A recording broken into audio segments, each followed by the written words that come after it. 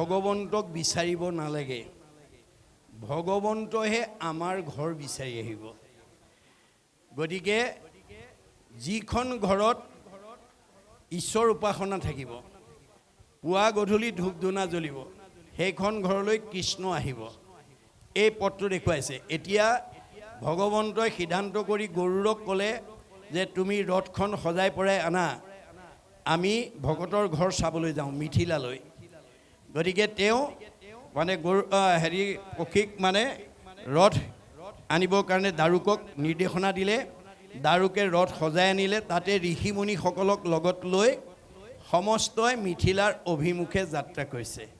আৰু কৃষ্ণ অহা খবৰ পোৱাৰ লগে লগে সমস্ত ৰাজ্যবাসীবিলাকে সকলো কাম এৰি তোমাৰ গুণৰ মহিমা দেখিয়াই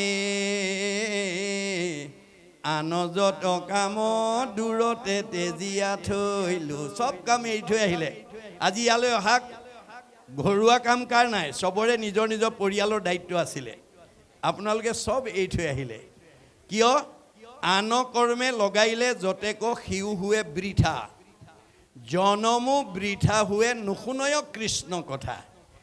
আমাৰ মানুহৰ কথা শুনিব পৰা শক্তি, ঈশ্বৰৰ কথা শুনিব পৰা শক্তি মানুহৰ বাদে আনৰ নাই। ইতৰ প্ৰাণীৰ লগত আমাৰ চাৰিটা বিষয়ত পাৰ্থক্য নাই। আহাৰ নিদ্ৰা ভয় মৈথুনস্য সামান্যম এতৎ প্ৰচুৰভি নৰানাম। আহাৰ নিদ্ৰা ভয় মৈথুন আমাৰো আছে, গৰু ছাগলীৰো আছে। আমিও আহাৰ খাওঁ, গৰু ছাগলীয়েও খায়। আমিও জিৰণি লওঁ, গৰু ছাগলীয়েও লয়। আমিও সন্তান জন্ম দিওঁ, গৰু ছাগলীয়ে ইতৰ প্ৰাণীয়েও দিয়ে। আমিও মৰিবলৈ ভয় কৰোঁ, তেওঁলোকো ভয় কৰে। এই চাৰিটা বিষয়ত আমাৰ ইতৰ প্ৰাণীৰ লগত কোনো পাৰ্থক্য নাই। আমাৰ পাৰ্থক্যটো আছে কি? ধৰ্মহি তেইছাম অধিক বিশেষ। ধৰ্মগুণটো আমাৰ বেছি আছে, যাৰ কাৰণে আজি আমি একেলগে বহি ঈশ্বৰৰ কথা শুনিব পাৰিছোঁ। অন্য প্ৰাণীয়ে এনেকৈ ঈশ্বৰৰ কথা শুনিব নোৱাৰে। গতিকে মানুহৰ জন্ম লৈ আমি যদি এই গুণৰ প্ৰতি অনুৰাগী নহয়, তেতিয়া আমাক বেদে কি বুলি কৈছে? ধৰ্মে নহীনা পশুৰভি সমানা। ধৰ্মৰ প্ৰতি যাৰ অনুৰাগ নাই, সি পশুৰ লগত একেই। আমাৰ এনেধৰণৰ অনুষ্ঠানবিলাকে আমাক ইজনৰ প্ৰতি সিজনৰ ভাল পোৱা ভাৱটো জগাই তুলিব। এইটোৱে হ'ব কি? ধৰ্ম বুলি কৈছে। সৰ্বপল্লী ৰাধাকৃষ্ণনে ধৰ্মৰ সংজ্ঞা কি বুলি দিছে? Religion binds man to man and man to God. ধৰ্মই আমাক কি কৰে? ইজন মানুহে সিজন মানুহক ভাল পাবলৈ শিকায়। ইজন মানুহে সিজনক ভাল পালেহে আমি ভগৱানক ভাল পাব পাৰোঁ। ভগৱানে কৈছে মোক ভাল পোৱাৰ আগতে নিজৰ পৰিয়ালটোক প্ৰথমে ভাল পাবলৈ শিকিবা। মোক ভাল পোৱাৰ আগতে সীমাঘৰীয়া ওচৰ চুবুৰীয়াক ভাল পাবলৈ শিকিবা। মোক ভাল পোৱাৰ আগতে তোমাৰ ঘৰলৈ অহা আলহী অতিথি ভকত বৈষ্ণৱ বন্ধু বান্ধৱক ভাল পাবলৈ শিকিবা। মোক ভাল পোৱাৰ আগতে দেখাজনক ভাল পাবলৈ শিকিবা। দেখাজনকে যদি ভাল নাপায়, নেদেখাজনক ভাল পোৱাৰ তাৰ অধিকাৰ নাই। গতিকে ভকতক পাই যাৰ নাহিকে হৰি, সাক্ষাতে মোক পাইলে সিটো পাপি কৰিবে কি। গতিকে আমি ইজনে সিজনক ভাল পাবলৈ শিকিব লাগিব। আৰু এই কাৰ্যসূচীটোৱে আপোনালোকৰ এই গাঁওবিলাকক কি কৰিব? একতাৰ দোলেৰে বান্ধি ৰাখিব। আমাৰ ধৰ্মৰ সংজ্ঞা সৰ্বপল্লী ৰাধাকৃষ্ণনে কৈছে dharma is that which bind society together but which divides society breaks it up into parts and makes people fight one another is অধৰ্ম।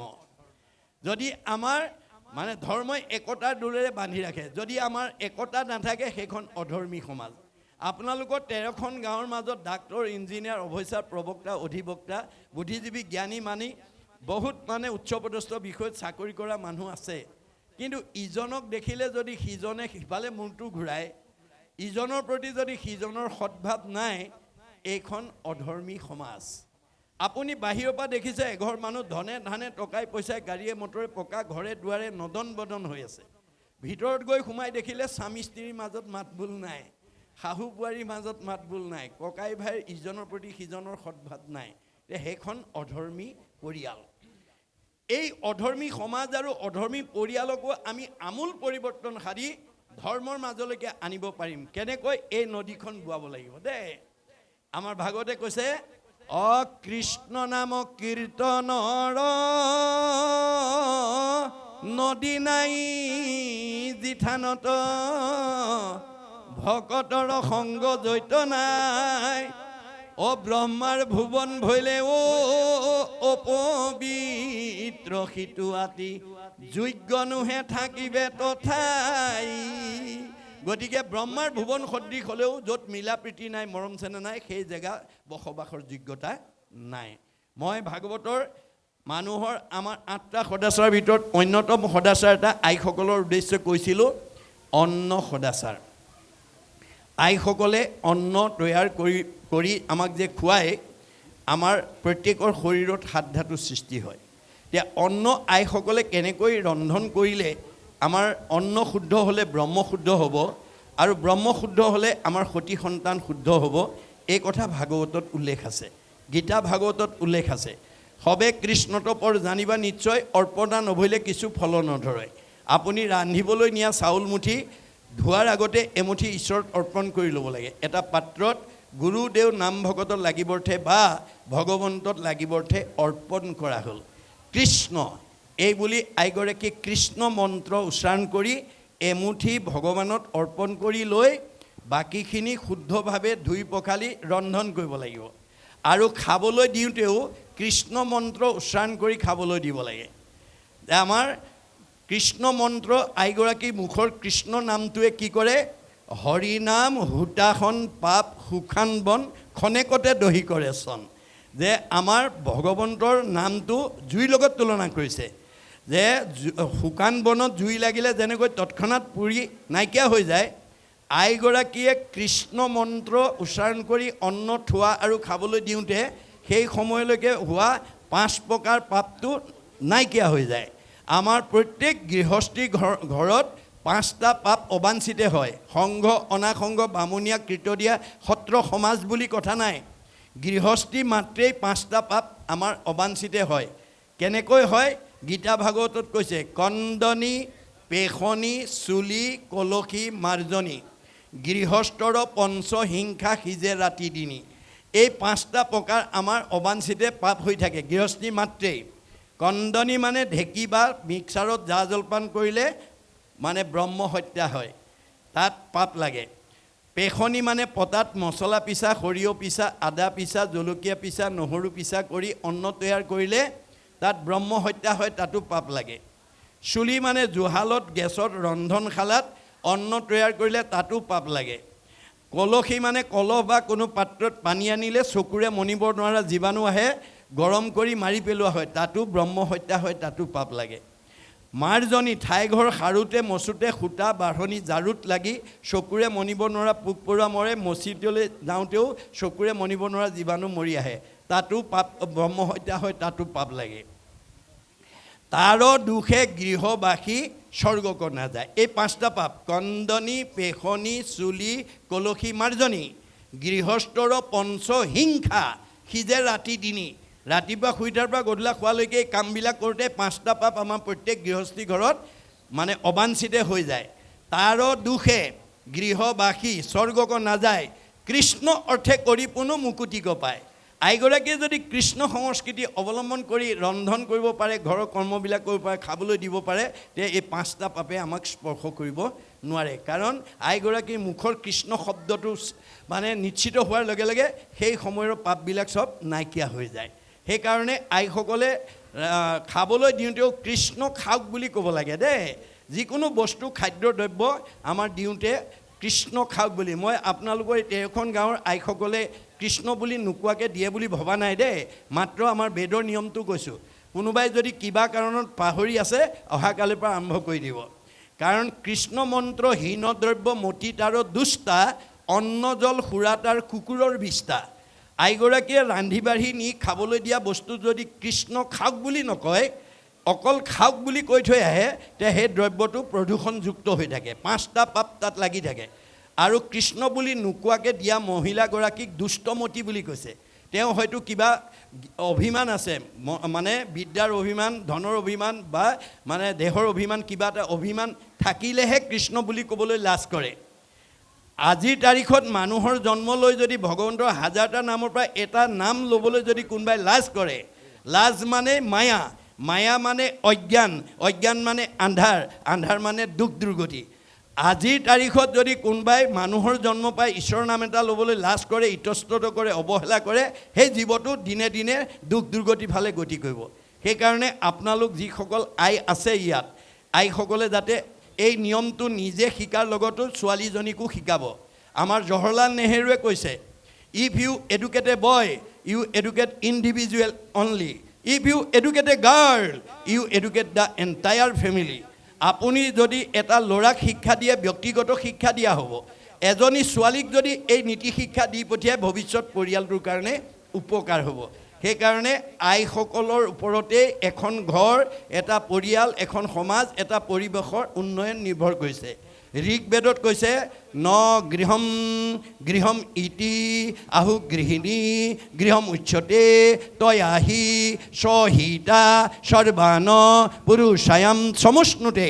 যিখন ঘৰৰ, যিখন সমাজৰ আইসকল ঈশ্বৰমুখী হ'ব, ভক্তিমুখী হ'ব, তেওঁ নিজেতো উদ্ধাৰ হ'বই, সেই ঘৰখনৰ পৰিয়ালৰ সমাজৰ জীৱবিলাকক চতুৰ্বৰ্গ সাধন কৰিব পাৰিব। আৰু যিসকল আই ভক্তি বিমুখী হ'ব, মানে মহাভাৰতৰ বন পৰ্বত কৈছে, জৈশ ভাৰ্যা গৃহে নাস্তে সাধীসা পুণ্য চাৰিতা অৰণ্যং তেন গন্তব্যং যথা অৰণ্যং তথা গৃহম।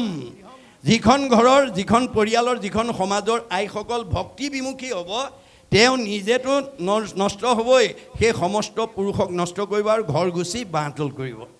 আমি ঘৰ গুচি বাঁহতল হোৱাটো কোনেও নিবিচাৰোঁ, ঘৰ গুচি বৈকুণ্ঠ হোৱাটো বিচাৰোঁ। গতিকে ঘৰ গুচি বৈকুণ্ঠ কৰিবলৈ হ'লে আমাৰ আইসকলৰ গাত 7টা সৎগুণ থাকিব লাগিব বুলি গীতাত কৃষ্ণই অৰ্জুনক কৈছে। এই কথাকেইটা কোৱাৰ পিছতেই মই আপোনালোকৰ মাজৰ পৰা আজি আলোচনা বিদায় ল'ম, সময় যিহেতু অতীত হৈ গৈছে। আমাৰ আইসকল, আজি ইয়াত উপস্থিত থকা আইসকলৰ কাৰোবাৰ গাত যদি 7টা সৎগুণ আছে, তেওঁ এগৰাকী ভাগ্যৱতী মহিলা। যদি কমি আছে পূৰাই ল'ব দেই, মই কৈ থৈ যাওঁ। গীতাত কৃষ্ণই অৰ্জুনক কোৱাৰ চলে আমাৰ গৃহস্থী ধৰ্মৰ আইসকলৰ থাকিবলগীয়া গুণকেইটা কথা কৈছে। 7টা গুণ থাকিব লাগিব। কি কি 7টা গুণ? প্ৰথম, কীৰ্তি, চিৰি, বাকৈশ্য, নাৰীনাং, ধীতি, মেধা, ক্ষমা, স্মৃতি। এই 7টা। 1 নম্বৰ গুণটো কীৰ্তি। আইসকলৰ কামবিলাক আনৰ প্ৰশংসনীয় হ'ব লাগে। Neat and clean, discipline. আইসকলে কৰা কামবিলাক আনে দেখিলে প্ৰশংসা কৰাৰ দৰে হ'ব লাগিব। পৰিষ্কাৰ, পৰিপাটি, নিয়মানুৱৰ্তিতা, এই গুণটো আইসকলৰ গাত থাকিব লাগিব। চিৰি, নিজেও ধুনীয়া হৈ থাকিব লাগিব।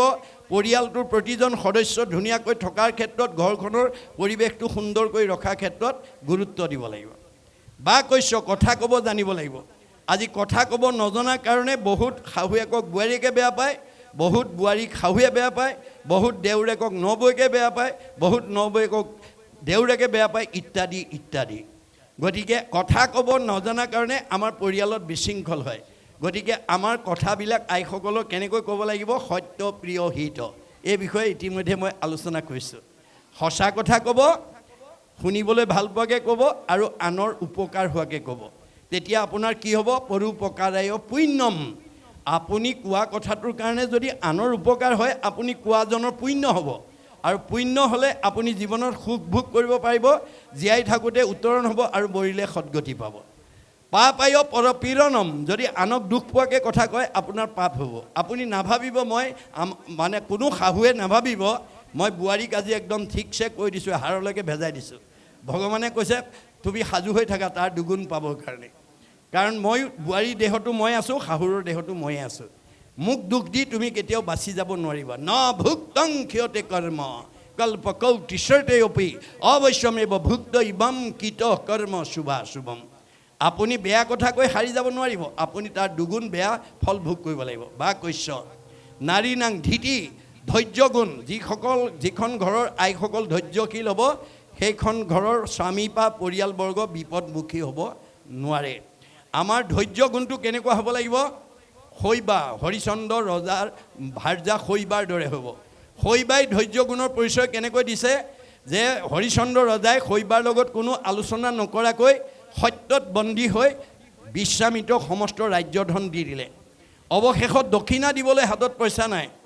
এমাহ সময় খুজিলে ঋষিবৰ মোক এমাহ সময় দিয়া ঋষিয়ে ক'লে হ'ব তোমাক এমাহ সময় দিছোঁ এমাহ সময় লৈ তেওঁ ভাৰ্যাক লৈ এখন উপবনত পলাই আছেগৈ বিশ্বামিত্ৰই এমাহৰ পূৰ্বে বিচাৰি বিচাৰি গৈ উপবনত পাই পেলাই হৰিচন্দ্ৰক উদ্দেশ্যি ক'লে এৰা ৰাজা হৰিচন্দ্ৰ মোৰ দক্ষিণাত যদি হেলা কৰ তই হবংশকে সাপি ভস্ম কৰি বহু মই মোৰ দক্ষিণাত যদি অৱহেলা কৰ তো গোটেই বংশ মই সাপি ধ্বংস কৰি দিম ঋষিৰ বচন শুনি হৰিচন্দ্ৰ ৰায় কপিবে লাগিলে মুখে মাত বোল নাই ঋষিয়ে যদি গোটেই সাপ দি মোৰ বংশটো ধ্বংস কৰি দিয়ে মোৰ ৰজা উপাধি লোৱাৰ পৰা কি হ'ব গতিকে মুখৰ মাত হেৰাই গৈছে মনৰ কথা ক'বলৈ ভাৰ্যাৰ বাবে দ্বিতীয় ব্যক্তি নাই ভাৰ্যা কছাহিয়া ৰাজা বুলিলা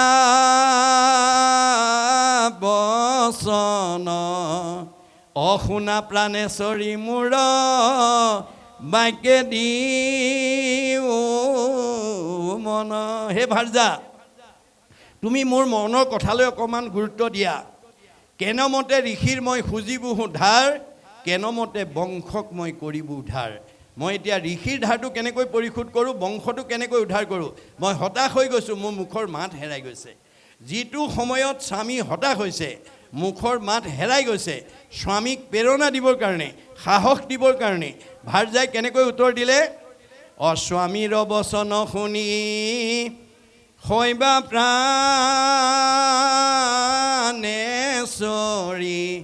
অস্বামীক বুলিলা অল্প হাস্য কৰি হাঁহি মাৰি উত্তৰ দিলে যি সময়ত ভাৰ্যা হতাশ হৈছে ভাৰ্যাৰ মুখত স্বামী হতাশ হৈছে ভাৰ্যাৰ মুখত হাঁহি দেখাৰ লগে লগে প্ৰেৰণা পাইছে সাহস পাইছে আৰু কি বুলি ক'লে মহাৰাজ নাহি নাহি আন ধৰ্ম জানা সত্য বিনা জানি আন নিচিন্তিও দিও ক দক্ষিণা স্বামী সত্যতকৈ আৰু ধৰ্ম নাই ভয় নকৰিবা দক্ষিণা দি দিয়া হৰিচন্দ্ৰই ক'লে মই ক'ৰ পৰা দিম মোৰ হাততে পইচাও নাই তেতিয়া ভাৰ্যাই ক'লে আমাকো বিকিয়া ৰাজা ঋষিৰ খোজা ধাৰ আতপৰে আন উপায় নেদেখোৱাৰ মোক বিক্ৰী কৰি হ'লেও তুমি ঋষিৰ ধাৰটো পৰিশোধ কৰা এই যিটো সাহস এই যিটো প্ৰেৰণা হয় নাই আমাৰ বাৰু সিমানলৈ যাবগৈ নালাগে দেই আপোনালোকে নিজক বেচিবগৈ নালাগে কিবা কাৰণত যদি স্বামীক কিবা পৰিস্থিতিত আপোনাৰ ভাৰ্যাৰ লগত আলোচনা নকৰাকৈ তেনেকুৱা বিপদত পৰি আহি কয়হি আমাৰ অন্তত ভাৰ্যাই ক'ব পাৰিব লাগিব আপুনি কিয় ইমান হতাশ হৈছে আন্ধাৰে পোহৰে দিনটো সুখে দুখে জীৱনটো দুখক অতিক্ৰম কৰি সুখক প্ৰতিষ্ঠা কৰাই জীৱনৰ সাৰ্থকতা ধৈৰ্য ধৰক ঈশ্বৰে কৃপা কৰিব কেতিয়াবা কিবা কাৰণত ভাৰ্যাও তেনেকুৱা পৰিস্থিতিত হতাশ হ'ব পাৰে তেতিয়া স্বামীয়েও ভাৰ্যাক মানে প্ৰেৰণা দিব পাৰিব লাগিব কি বুলি তুমি কিয় ইমান হতাশ হৈছা আন্ধাৰে পোহৰে দিনটো সুখে দুখে জীৱনটো গতিকে তুমি দুখক অতিক্ৰম কৰি সুখক প্ৰতিষ্ঠা কৰাই জীৱনৰ সাৰ্থকতা গতিকে ধৈৰ্য ধৰা ঈশ্বৰে কিবা কৰিব কাৰণ আমাৰ বিবাহ সম্বন্ধে পুৰুষৰ অৰ্ধাংগিনী স্বামী বুলি ধৰ্ম কৰ্ম পাই অৰ্ধখিনি সেহি হেতু কতো কতো ধৰ্মিনী ৰমণী পাপ কাৰ্যে বাধা দিয়া খন্দাই বিঘিনী কতো অধৰ্মিনী তিৰি ধৰ্মক বাধিয়া স্বামীক নিউৱে ঘূৰে নৰকে টানিয়া বিবাহ পাশত আবদ্ধ হোৱা দিনাখনকে স্বামী আৰু ভাৰ্যা অৰ্ধ মিলি এটা হয় ডাক্তৰে বিয়া কৰা মানুহজনীক মানুহে ডাক্তৰণী বুলি কয় মাষ্টৰে বিয়া কৰা মানুহজনীক মাষ্টৰণী বুলি কয় তেওঁলোক ডাক্তৰণী আৰু মাষ্টৰণী হয় জানো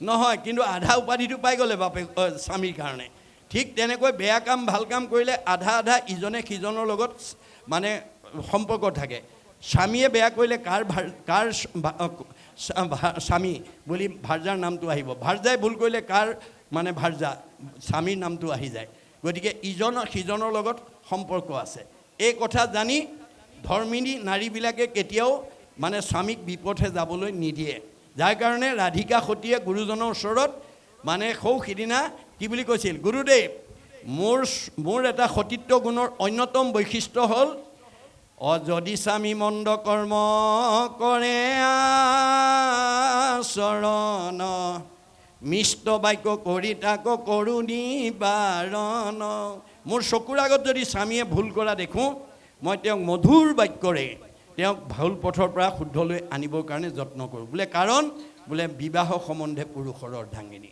মই তেওঁৰ অৰ্ধাংগিনী ৰূপে আছোঁ যে তেওঁৰ কৰা কৰ্মৰ আধা অংশ মই ভুগিব লাগিব সেইকাৰণে মই স্বামীক কেতিয়াও বিপথে যোৱাটো নিবিচাৰোঁ তুমি কেনেকুৱা ভুল পথে গ'লে অগ্ৰাধিকাৰ দিয়া বোলে যদি কলি থকা ঠাইলৈ যায় কলি ক'ত থাকে অলপ আগতে আলোচনা কৰিছোঁ যে নিৰ্পতি বুলন্ত কলি টুক দিলো স্থান জৈত খেলে জুৱা পাশা কৰে মদ্যপান স্ত্ৰী পঞ্চ শুনা গৃহস্থৰ থাকে জৈত এই চাৰি স্থান দিলো বংশগা এই চাৰিটা ঠাইত বোলে মদ খোৱাত কিয় বাধা দিয়া মাদ্যতি যত তৎ মদ্যম মদ খালে নিচা লাগে বুদ্ধি লুম্পতি যত দ্ৰব্যম মদকাৰী তদচ্ছতে নিচাযুক্ত বস্তু খালে সৎবুদ্ধি বিনাশ হৈ অসৎ ফালে গতি কৰে মোৰ স্বামীয়ে যাতে নিচাযুক্ত বস্তু খায় মানে মদ ভাং খাই যাতে নিচাযুক্ত হ'ব লগা নহয় আৰু সৎবুদ্ধিৰ পৰা বিপথে যাব লগা নহয় তাৰ কাৰণে মই তেওঁক গুৰুত্ব দিওঁ বৰ সুন্দৰ হৈছে যোৱা পানী আনা তিনিটা গাঁঠি এপল পানী আৰু এপল মাটি ব্ৰহ্মপুত্ৰৰ পৰা যোগবলৈ আনি টেম্বুৱনী জানত পেলাই দিয়াৰ লগে লগে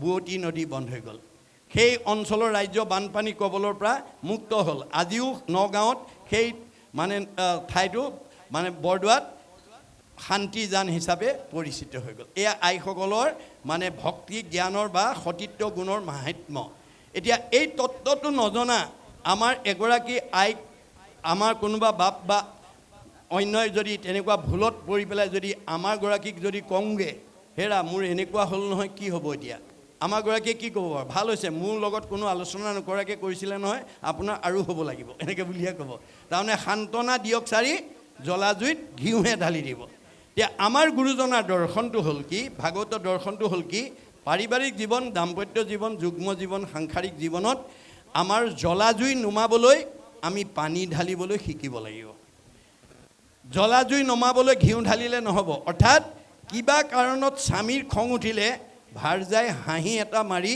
তেওঁক সান্তনা দিব পৰা গুণটো থাকিব লাগিব কেতিয়াবা কিবা কাৰণত ভাৰজাৰ কিবা এটা খং উঠিলে স্বামীয়েও হাঁহি মাৰি ভাৰজাৰ খংটো মানে সান্তনা দিবৰ কাৰণে আমি জানিব লাগিব গতিকে এয়া হৈছে আমাৰ পাৰিবাৰিক জীৱনৰ নীতি এইখিনি আমি জানিব লাগিব তাৰপিছত কি থাকিব লাগিব মেধা মানে তৎপৰতাই কামবোৰ কৰি যোৱা গুণটো থাকিব লাগিব কৰোঁ নকৰোঁ এনেকুৱা অৱহেলা ভাৱেৰে কামবিলাক আমাৰ আইসকলে কৰিব নালাগে মেধা স্মৃতি মনত থকা গুণটো থাকিব লাগিব ঘৰত কি আছে কি নাই কোনটো বস্তু ক'ত আছে এই কথাখিনি ক'ব পাৰিব লাগিব আৰু মানে ক্ষমা গুণ আইসকলৰ থাকিব লাগিব যিখন ঘৰৰ আইসকলৰ ক্ষমা গুণ আছে স্বামী বিপদত নপৰে পৰিয়ালটোত বিপদত নপৰে ধৰি লওক সীমাঘৰীয়া মানুহজনৰ লগত স্বামীৰ কিবা এটা বিতৰ্ক হ'ল তেওঁক অকণমান বেয়াকৈ ক'লে ক্ষমা গুণ থকা আয়ে কি বুলি ক'ব হ'ব দিয়ক কল দুটা থাকিলেও ঠেকাঠেকি লাগে সীমাঘৰীয়া মানুহ কিবা এটা ক'লে আৰু আপুনি সেইটো ধৰি থাকিব